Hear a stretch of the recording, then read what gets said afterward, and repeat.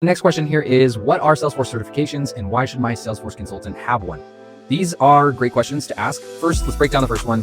What is a Salesforce certification? A Salesforce certification, you don't need a degree to do Salesforce, so instead they offer these things called certifications. The certification just proves that what you're doing inside of Salesforce. To take that even further, there's products inside of Salesforce that you purchase. So if you were on those calls with your Salesforce AE, what they probably were talking about were like Sales Cloud, Service Cloud, Marketing Cloud, CPQ. There's all these products that they sell. And along with those products, there's certifications for people like myself that we can go and take and basically just prove to whoever wants to hire us that we know what we're doing when it comes to that thing. I wouldn't say it's a make or break if they're certified in it.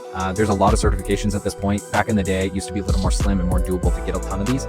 People still do, and you still should, but there's 40 plus certifications at this point. So it's not a make or break if they have it, but it is definitely a good sign when they do have them to prove that they have put in the work, I guess you could say, to learn this thing.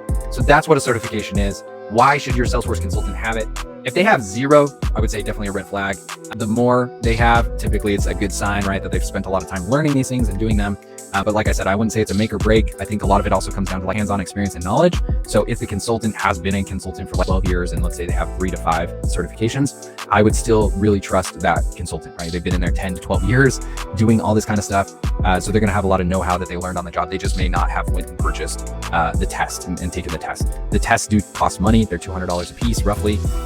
So it does add up for people to continue to get those. And there's kind of this wide debate, to be honest, in the Salesforce world where people with how many certifications are out there, you know, how many is enough? How many do I actually need to prove that I know what I'm doing? Am I supposed to get them all? Should I just get 5? Should I get 10? Should I get 20? And so there's kind of this ongoing debate around that. So again, not a make or break, but that's essentially what they're there for and how that can help you judge the candidate that you're about to hire.